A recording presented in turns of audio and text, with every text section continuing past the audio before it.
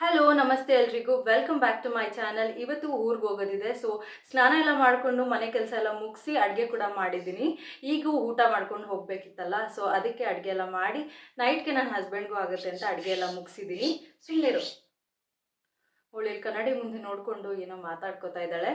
So ಎಲ್ಲ ಕೆಲಸ ಮುಗಿಸಿದ್ದೀನಿ. So ಈಗ ಸ್ಕಿನ್ ಕೇರ್ ಮಾಡಿಕೊಂಡು ಹೊರಡೋದಷ್ಟೇ. ರೆಗ್ಯುಲರ್ ಆಗಿ ನಾನೇನು ಮೇಕಪ್ ಮಾಡಲ್ಲ. ಈಗ ಯಾವ ಥರ ಸ್ಕಿನ್ ಕೇರ್ ಮಾಡ್ಕೋತೀನೋ ಅದೇ ಥರನೇ ಮಾಡ್ಕೊಳೋದು. ಇನ್ನು ಫಂಕ್ಷನ್ ಇದ್ದರೆ ಮಾತ್ರ ಮೇಕಪ್ ಮಾಡ್ಕೋತೀನಿ.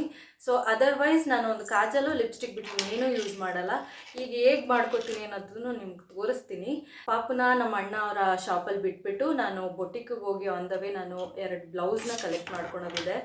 ಅದನ್ನು ಕೂಡ ಕಲೆಕ್ಟ್ ಮಾಡಿಕೊಂಡು ನಮ್ಮ ಮಮ್ಮಿಯವ್ರ ಮನೆಗೆ ಹೋಗಬೇಕು ಅಂತ ಅಂದ್ಕೊಂಡಿದ್ದೀವಿ. ಅವರು ಕೂಡ ಊರಿಗೆ ಹೋಗ್ತಾ ಇದ್ದಾರೆ, ಸ್ವಲ್ಪ ಕೆಲಸ ಇದೆ ಅಂದ್ಬಿಟ್ಟು. ಸೊ ಅವ್ರ ಜೊತೆ ಹಂಗೆ ಹೋಗಿ ಒಂದು ದಿವಸ ಇದ್ಬಿಟ್ಟು ನೆಕ್ಸ್ಟ್ ಡೇ ಬರೋಣ ಅಂತ ಅಂದ್ಕೊಂಡಿದ್ದೀನಿ. ವ್ಲಾಗ್ ಹೇಗೆ ಹೋಗುತ್ತೆ ಅಂತ ನೋಡಿ. ಇನ್ ಕೇಸ್ ನಿಮ್ಗೆ ಈ ವ್ಲಾಗ್ ಇಷ್ಟ ಆಯಿತು ಅಂದರೆ ಲೈಕ್ ಮಾಡಿ, ಶೇರ್ ಮಾಡಿ, ಹಾಗೆ ಸಬ್ಸ್ಕ್ರೈಬ್ ಮಾಡ್ಕೊಳೋದನ್ನ ಮರಿಬೇಡಿ. ವ್ಲಾಗ್ ಹೇಗೆ ಹೋಗುತ್ತೆ ಅಂತ ನೋಡೋಣ. ಅವಶ್ಯಕತೆ ಇಲ್ಲ ಅಂದರೆ ಮೇಕಪ್ ಪ್ರಾಡಕ್ಟ್ಸ್ನ ಯೂಸ್ ಮಾಡೋದನ್ನ ಕಡಿಮೆ ಮಾಡಬೇಕು ಅಂತ ನನ್ನ ಅನಿಸಿಕೆ. ಫ್ರೀಕ್ವೆಂಟಾಗಿ ಮೇಕಪ್ನ ಯೂಸ್ ಮಾಡ್ತಾಯಿದ್ರೆ ಸ್ವಲ್ಪ ಸ್ಕಿನ್ಗೂ ಬ್ರೀತ್ ಮಾಡೋದು ತುಂಬ ಕಷ್ಟ ಆಗುತ್ತೆ. ಜೊತೆಗೆ ಸ್ಕಿನ್ ಕೇರ್ ಇಲ್ಲದೆ ಕೂಡ ಮೇಕಪ್ ಮಾಡೋದು ತುಂಬಾ ಒಂದು ರಾಂಗ್ ಮೆಥಡ್ ಅಂತ ಹೇಳ್ಬೋದು. ಒಂದು ಒಳ್ಳೆ ಸ್ಕಿನ್ ಕೇರ್ ರುಟೀನ ಫಾಲೋ ಮಾಡಿಕೊಂಡು ಮೇಕಪ್ ಮಾಡೋದ್ರಿಂದ ಸ್ಕಿನ್ ಕೂಡ ಹಾಳಾಗೋದಿಲ್ಲ. ಹಾಗೆ ಸ್ಕಿನ್ ಕೇರ್ ಅಂತ ಹೇಳಿದ ತಕ್ಷಣ ತುಂಬ ಜನ ಅನ್ಕೋತಾರೆ 10-12 ಸ್ಟೆಪ್ ಸ್ಕಿನ್ ಕೇರ್ ರೂಟೀನ್ ಇರುತ್ತೆ ಅಂತ. ಜಸ್ಟ್ 3 ಸ್ಟೆಪ್ನ ಯೂಸ್ ಮಾಡಿಕೊಂಡು ಸ್ಕಿನ್ ಕೇರ್ ಮಾಡ್ಕೊಳೋದ್ರಿಂದ ಎಷ್ಟೋ ಸ್ಕಿನ್ಗೆ ಒಂದು ಸ್ವಲ್ಪ ರಿಫ್ರೆಶಿಂಗ್ ಅನಿಸುತ್ತೆ, ಹಾಗೆ ಸ್ಮೂತ್ ಟೆಕ್ಸ್ಚರ್ ಬರುತ್ತೆ ಅಂತ ನನಗನ್ಸುತ್ತೆ. ಜಸ್ಟ್ 3 ಸ್ಟೆಪ್ಪಲ್ಲಿ ನಾವು ಸ್ಕಿನ್ ಕೇರ್ನ ಮಾಡ್ಕೋಬೋದು. ಕ್ಲೆನ್ಸಿಂಗ್ ಅಂದರೆ ಫೇಸ್ ವಾಶ್ ಮಾಡೋದಾಗಿರ್ಬೋದು, ಮಾಯ್ಶ್ಚರೈಸ್ ಮಾಡ್ಕೊಳೋದಾಗಿರ್ಬೋದು. ನಮ್ಮ ಒಂದು ಸ್ಕಿನ್ ಯಾವ ಟೈಪ್ ಇದೆ ಆ ಒಂದು ಟೈಪ್ನ ಪ್ರಕಾರ ನಾವು ಮಾಯ್ಶ್ಚರೈಸರ್ಸ್ನ ಯೂಸ್ ಮಾಡ್ಕೋಬೋದು. ಜೊತೆಗೆ ಒಂದು ಒಳ್ಳೆ ಬ್ರ್ಯಾಂಡಿಂದು ನಮ್ಮ ಸ್ಕಿನ್ ಟೈಪ್ಗೆ ಸೂಟ್ ಆಗುವಂಥ ಒಂದು ಸನ್ಸ್ಕ್ರೀನ್ ಯೂಸ್ ಮಾಡೋದು ಇಂಪಾರ್ಟೆಂಟ್ ಆಗಿರುತ್ತೆ. ನಾನು ಕಾಲೇಜ್ಗೆ ಹೋಗುವಂಥ ಟೈಮಲ್ಲಿ ರೆಗ್ಯುಲರಾಗಿ ಸ್ಕಿನ್ ಕೇರ್ ಮಾಡ್ತಾಯಿದ್ದೆ. ಆಗ ನನಗೆ ಪಿಂಪಲ್ಸ್ ಆಗಿರ್ಬೋದು, ಡಾರ್ಕ್ ಸರ್ಕಲ್ಸ್, ಇದು ಯಾವುದೇ ಒಂದು ಕಂಡೀಷನ್ ಇರಲಿಲ್ಲ. ಇತ್ತೀಚೆಗೆ ಅಂದರೆ ಮದುವೆ ಎಲ್ಲ ಆದಮೇಲೆ ನನಗೆ ಸ್ವಲ್ಪ ಸ್ಕಿನ್ ಬಗ್ಗೆ ನನಗೆ ಅಷ್ಟೊಂದು ಇಂಟ್ರೆಸ್ಟ್ ಇರಲಿಲ್ಲ. ಸೊ ಸ್ಕಿನ್ ಕೇರಿಂದ ಇಷ್ಟೊಂದು ಬೆನಿಫಿಟ್ಸ್ ಇದೆ ಅಂತ ಗೊತ್ತಿದ್ರೂ ನಾನು ನೆಗ್ಲಿಜೆನ್ಸಿಂದ ಮಾಡ್ತಾ ಇರಲಿಲ್ಲ. ಈಗ ನಾನು ಕಂಪ್ಲೀಟಾಗಿ ಒಂದು ರುಟೀನ ಸೆಟ್ ಮಾಡ್ಕೊಂಡಿದ್ದೀನಿ. ನನಗಂತೂ ಒಂದು ಒಳ್ಳೆ ರಿಸಲ್ಟೇ ಸಿಕ್ಕಿದೆ ಅಂತ ಹೇಳ್ಬೋದು. ಸ್ಕಿನ್ ಮತ್ತು ಹೇರ್ನ ತುಂಬ ಚೆನ್ನಾಗಿ ನಾವು ಕಾಪಾಡಿಕೊಂಡ್ರೆ ಅಷ್ಟೇ ಸಾಕು ಹೆಣ್ಮಕ್ಳಿಗೆ ನಮ್ಮ ಬ್ಯೂಟಿನ ಎನ್ಹಾನ್ಸ್ ಮಾಡಲಿಕ್ಕೆ. ಈಗೀಗ ನಾನು ಸ್ವಲ್ಪ ಕಾನ್ಷಿಯಸ್ ಆಗಿ ಸ್ಕಿನ್ ಅಥವಾ ಹೇರ್ನ ಒಂದು ಮೇಂಟೈನ್ ಮಾಡಲಿಕ್ಕೆ ಟ್ರೈ ಮಾಡ್ತಾ ಇದ್ದೀನಿ. ಆಲ್ಮೋಸ್ಟ್ ನನಗೆ ತುಂಬಾ ಹೇರ್ ಫಾಲ್ ಆಗಿಬಿಟ್ಟಿದೆ. ಈಗ ಅಟ್ಲೀಸ್ಟ್ ಇದನ್ನು ಉಳಿಸ್ಕೊಳ್ಳೋಣ ಅಂತ ಟ್ರೈ ಮಾಡ್ತಾ ಇದ್ದೀನಿ. ಪರವಾಗಿಲ್ಲ, 1 ಮಂತಿಂದ ನಾನು ಸ್ಕಿನ್ ಮತ್ತು ಹೇರ್ ರೂಟೀನ ಫಾಲೋ ಮಾಡ್ತಾ ಇದ್ದೀನಿ. ನನಗೆ ಒಳ್ಳೆ ರಿಸಲ್ಟೇ ಸಿಗ್ತಾ ಇದೆ ಅಂತ ನನಗೆ ಪರ್ಸ್ನಲಿ ಫೀಲ್ ಆಗ್ತಾ ಇದೆ. ನಾನು ಕಂಪ್ಲೀಟಾಗಿ ರೆಡಿ ಆದಮೇಲೆ ಪಾಪುಗೂ ಕೂಡ ತಲೆ ಬಚ್ತಾ ಇದ್ದೀನಿ. ಅವಳಿಗೆ ಆಲ್ರೆಡಿ ನಾನು ಮಾಯ್ಶ್ಚರೈಸರ್ಸ್ ಎಲ್ಲ ಹಚ್ಚಿ ನಾನು ಡ್ರೆಸ್ ಕೂಡ ಹಾಕಿದ್ದೀನಿ. ಇನ್ನೇನು ತಲೆ ಒಂದು ಬಾಚೋದಿತ್ತು. ಅವಳನ್ನು ಕೂಡ ರೆಡಿ ಮಾಡಿಸ್ಕೊಂಡು ಊಟ ಎಲ್ಲ ಮಾಡಿಸ್ಕೊಂಡು ಹೊರಡ್ತಾ ಇದ್ದೀನಿ. ನಾನು ಮನೆ ಬಿಟ್ಟಾಗ ಆಲ್ಮೋಸ್ಟ್ 2 o'clock 2:30 ಆಗೋಗಿತ್ತು. ನಮ್ಮ ಪಾಪುಗಂತೂ ಎಲ್ಲರೂ ಹೊರಗೆ ಹೋಗ್ತಾ ಇದ್ದೀವಿ, ಅದರಲ್ಲೂ ಅಜ್ಜಿ ಮನೆಗೆ ಹೋಗ್ತಾ ಇದ್ದೀವಿ ಅಥವಾ ನಮ್ಮ ಅಣ್ಣವರ ಶಾಪ್ಗೆ ಏನಾದ್ರು ಹೋಗ್ತಿದ್ದೀವಿ ಅಂದರೆ ಸಖತ್ ಎಕ್ಸೈಟ್ ಆಗಿಬಿಡ್ತಾಳೆ. ಮಮ್ಮಿ ನನಗೆ ಈ ಬಟ್ಟೆ ಬೇಡ, ನನಗೆ ಸ್ನಾನ ಮಾಡಿಸು, ನನಗೆ ರೆಡಿ ಮಾಡಿಸು, ನನಗೆ ಆ ಥರ ಬಟ್ಟೆ ಹಾಕು, ಆ ಥರ ಜುಟ್ಟು ಹಾಕು ಅಂತೆಲ್ಲ ಅವಳೇ ಎಕ್ಸೈಟ್ಮೆಂಟಲ್ಲಿ ಈ ಥರ ರೆಡಿ ಮಾಡು ಅಂತೆಲ್ಲ ಕೇಳ್ತಾ ಇರ್ತಾಳೆ. ಪ್ರತಿದಿನ ನಮ್ಮ ಜೊತೆನೇ ಇಬ್ಬರು ಮುಖಾನೇ ನೋಡಿ ಅವಳಿಗೆ ಎಲ್ಲರೂ ಹೊರಗೆ ಹೋಗ್ತೀವಿ ಅಂದರೆ ತುಂಬಾ ಒಂಥರ ಖುಷಿ ಪಡ್ತಾಳೆ. ಸರಿ ಅಂತ ಹೇಳಿ ನಾನು ಊರಿಗೆ ಹೊರಟೆ. ನಮ್ಮ ಮಮ್ಮಿ ಕೂಡ ಊರಿಗೆ ಹೋಗ್ತಾಯಿದ್ರು. ನನ್ನ ಹಸ್ಬೆಂಡ್ ಕೂಡ ಮನೇಲಿರಲಿಲ್ಲ. ಸೊ ಒಬ್ಬಳೇ ಇದ್ದರೆ ನನಗೂ ಬೇಜಾರಾಗುತ್ತೆ, ಪಾಪುಗೂ ಬೇಜಾರಾಗುತ್ತೆ ಅಂದ್ಬಿಟ್ಟು ಹೇಗಿದ್ರು ನಮ್ಮ ಮಮ್ಮಿ ಬರ್ತಾರೆ ಅಂದ್ಬಿಟ್ಟು ಅವ್ರ ಜೊತೆನೇ ಊರಿಗೆ ಹೊರಟಿದ್ದೀನಿ. 1 ದಿವಸ ಅಥವಾ 2 ದಿವಸ ಇದ್ಬಿಟ್ಟು ವಾಪಸ್ ಬರೋಣ ಅಂತ. ಇನ್ನು ಈಗ ಹಾಕಿರೋಂಥ ಫ್ರಾಕ್ ಬಂದುಬಿಟ್ಟು ಫಸ್ಟ್ ಇಯರ್ ಬರ್ದಿದ್ದು ಸೆಕೆಂಡ್ ಔಟ್ಫಿಟ್ ಆಗಿತ್ತು. ಫಸ್ಟ್ ಇಯರಲ್ಲಿ ಫಸ್ಟ್ ಔಟ್ಫಿಟ್ ಬಂದು ರೆಡ್ ಕಲರ್ ಇತ್ತು. ಜೊತೆಗೆ ನಾನೊಂದು ವೈಟ್ ಕಲರ್ ಫ್ರಾಕ್ ಕೂಡ ತೊಗೊಂಡಿದ್ದೆ. ಈ ಫ್ರಾಕ್ ಬಂದು ನಾನು ಫಸ್ಟ್ ಕ್ರೈಯಲ್ಲಿ ತೊಗೊಂಡಿದ್ದು. ಇನ್ನೇನು ತುಂಡಾಗಿ ಹೋಗ್ತಾಯಿತ್ತು, ವೇಸ್ಟ್ ಆಗಿಬಿಡುತ್ತೆ ಅಂದ್ಬಿಟ್ಟು ಹಾಕ್ತಾ ಇದ್ದೀನಿ ಅವಳಿಗೆ. ಒಂದೊಂದ್ಸತಿ ಹಾಕಿಸ್ಕೋತಾಳೆ, ಒಂದೊಂದ್ಸತಿ ಹಾಕಿಸ್ಕೊಳಲ್ಲ. ಆದಷ್ಟು ಅವಳಿಗೆ ಕಾಟನ್ ಫ್ರಾಕ್ನೇ ಪ್ರಿಫರ್ ಮಾಡ್ತಾಳೆ. ಯಾವಾಗಾದರೂ ಇಷ್ಟಪಟ್ಟಾಗ ಈ ಥರ ಫ್ರಾಕ್ಗಳನ್ನೆಲ್ಲ ಹಾಕಿ ನನ್ನ ಆಸೆನೂ ಕೂಡ ತೀರಿಸ್ಕೊತೀನಿ. ಈ ಫ್ರಾಕು ಮತ್ತು ಈ ಹೇರ್ ಸ್ಟೈಲಲ್ಲಿ ನಮ್ಮ ಪಾಪು ಹೇಗೆ ಕಾಣ್ತಾ ಇದ್ದಾಳೆ ಅಂತ ನನಗೆ ಕಮೆಂಟ್ ಮಾಡಿ ಹೇಳಿ.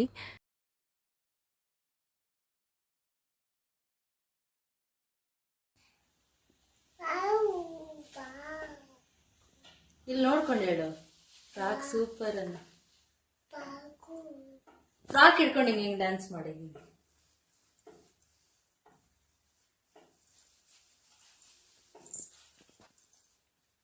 ದಿತ್ತಾಯ್ ದತ್ತಾಯ್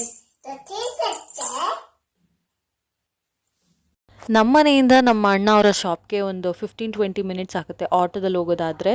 ಇನ್ನು ಓನ್ ವೆಹಿಕಲಲ್ಲಾದರೆ ಸ್ವಲ್ಪ ಬೇಗ ಹೋಗ್ಬೋದು. ಯೂಶಲಾಗಿ ನನ್ನ ಹಸ್ಬೆಂಡ್ ಏನಾದರೂ ಇಲ್ಲ ಅಂದರೆ ನಾನು ಆಟೋ ಕ್ಯಾಬಲ್ಲೇ ಓಡಾಡೋದು. ನಮ್ಮ ಯಾತ್ರೆ ಆ್ಯಪಲ್ಲಿ ನಾನು ಬುಕ್ ಮಾಡ್ಕೋತೀನಿ.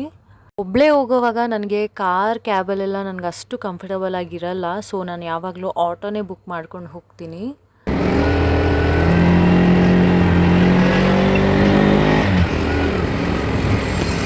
ನಾನು ಅಲ್ಲಿಗೆ ಹೋಗೋಷ್ಟರಲ್ಲಿ ನಮ್ಮ ಮಮ್ಮಿ ಕೂಡ ಬಂದು ವೆಯ್ಟ್ ಮಾಡ್ತಾಯಿದ್ರು. ಸೊ ಅವಳನ್ನ ಅಲ್ಲಿ ಬಿಟ್ಟು ನಾನು ಬೊಟಿಕ್ಗೆ ಹೋಗಿ ಬ್ಲೌಸ್ ಕಲೆಕ್ಟ್ ಮಾಡೋಣ ಅಂತ ಹೊರಟೆ. ಇನ್ನೂ ಸ್ಟಿಚ್ ಆಗಿಲ್ಲ ಅಂದರು, ಏನು ಮಾಡೋಕ್ಕಾಗಲ್ಲ ಅಂತ ವಾಪಸ್ ಬಂದೆ. ನಮ್ಮ ಅಣ್ಣನ ಶಾಪಲ್ಲಿ ತುಂಬಾ ಹೊಸ ಒಂದು ಸ್ಟಾಕ್ಸ್ ಎಲ್ಲ ಬಂದಿತ್ತು. ಅದಕ್ಕೆ ಒಂದು ವಿಡಿಯೋ ತೊಗೊಂಡೆ, ಜಸ್ಟ್ ಟೋರ್ ಥರ ಅಷ್ಟೇ. ಯಾರ್ಯಾರೆಲ್ಲ ಅಂಜನಾನಗರ್ ಮಾಗಡಿ ರೋಡಲ್ಲಿರೋಂಥ ಸುಂಕದಕಟ್ಟೆ, ನಾಗರಬಾವಿ ಈ ಸರೌಂಡಿಂಗಲ್ಲಿದ್ದೀರಾ, ಈ ಶಾಪು ತುಂಬಾ ನಿಯರ್ ಆಗಿರುತ್ತೆ. A to Z tailoring materials ಎಲ್ಲನೂ ಸಿಗುತ್ತೆ. ಹಾಗೆ ಟೇಲರ್ಗೆ ಸೀವಿಂಗ್ ಮಿಷಿನ್ಗೆ ಯೂಸ್ ಮಾಡೋವಂಥ ಪ್ರತಿಯೊಂದು ಮೆಟೀರಿಯಲ್ಸು ಸಿಗುತ್ತೆ.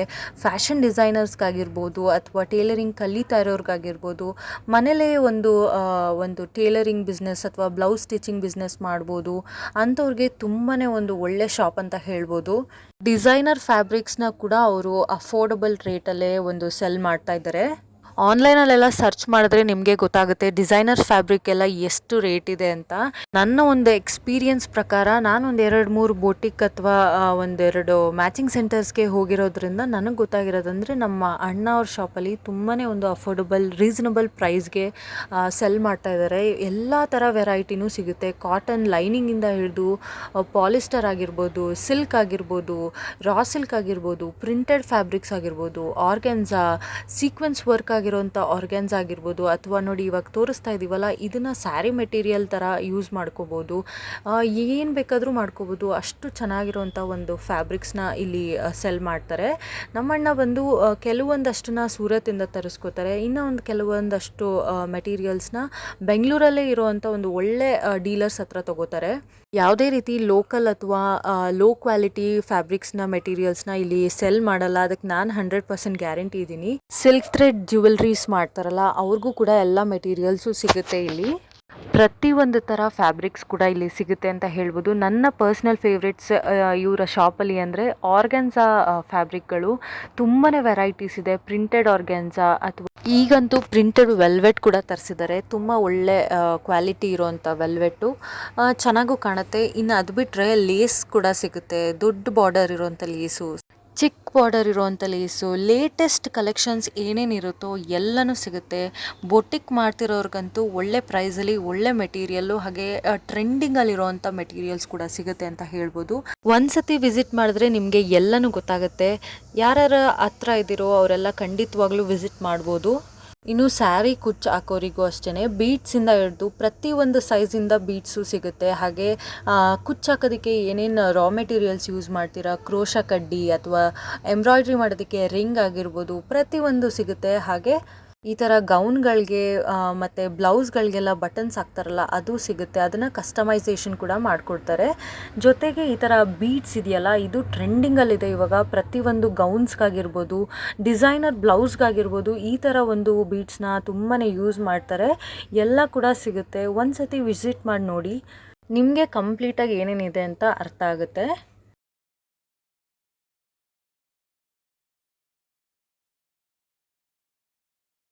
ಈ ಒಂದು ಪೆಂಡೆಂಟ್ ಪೀಸ್ ಇದೆಯಲ್ಲ ಇದನ್ನು ನೀವು ಜ್ಯುವೆಲ್ರಿ ಮೇಕಿಂಗ್ ಆದರೂ ಯೂಸ್ ಮಾಡ್ಕೋಬೋದು ಪೆಂಡೆಂಟ್ ಆಗಿ. ಅಥವಾ ಇವಾಗ ಬ್ಲೌಸ್ಗಳಲ್ಲೆಲ್ಲ ನೆಕ್ ಥರ ಬರುತ್ತಲ್ಲ, ಎಂಬ್ರಾಯ್ಡ್ರಿಯಲ್ಲೇ ನೆಕ್ಲೆಸ್ ಥರ ಮಾಡಿರ್ತಾರಲ್ಲ ಆ ಒಂದು ಬ್ಲೌಸ್ಗೂ ಕೂಡ ಇದನ್ನು ಯೂಸ್ ಮಾಡ್ಕೋಬೋದು. ತುಂಬಾ ಚೆನ್ನಾಗಿ ಕಾಣುತ್ತೆ. ಅಲ್ಲಿಂದ ನಮ್ಮ ಮಮ್ಮಿ ಮನೆಗೆ ಹೋದ್ವಿ. ನೈಟ್ ನನಗೆ ವ್ಲಾಗ್ನ ಕಂಟಿನ್ಯೂ ಮಾಡೋಕ್ಕಾಗಲಿಲ್ಲ. ಸೊ ನೆಕ್ಸ್ಟ್ ಡೇ 11th ನಾನು ಪುಷ್ಯ ನಕ್ಷತ್ರ ಇದ್ದಿದ್ದರಿಂದ ಫಸ್ಟ್ ಟೈಮ್ ನನ್ನ ಮಗಳಿಗೆ ಸ್ವರ್ಣಬಿಂದು ಒಂದು ಡ್ರಾಪ್ಸ್ ಬರ್ತದೆ ಅದನ್ನು ಮನೆಯಲ್ಲೇ ಹಾಕ್ತಾಯಿದ್ದೀನಿ. ಈ ಒಂದು ಕಿಟ್ನ ನಾನು ಆಯುರ್ವೇದಿಕ್ ಶಾಪಲ್ಲೇ ತೊಗೊಂಡಿದ್ದು. ನಾನು ಲಾಸ್ಟ್ ವ್ಲಾಗಲ್ಲಿ ತೋರಿಸಿದ್ನಲ್ಲ ಅದೇ ಒಂದು ಆಯುರ್ವೇದಿಕ್ ಶಾಪಲ್ಲಿ ತೊಗೊಂಡಿದ್ದು. ಈಸಿಯಾಗಿ ಮನೇಲೇ ಹಾಕೋಬೋದು. ನಮಗೆ ನೆನಪಿರಲ್ಲ ಹಾಸ್ಪಿಟಲ್ಗೆ ಹೋಗಿ ಹಾಕ್ಸ್ಬೇಕು ಅಂತ ಇರೋರಿಗೆ ಮನೇಲೇ ಹಾಕೋಬೋದು.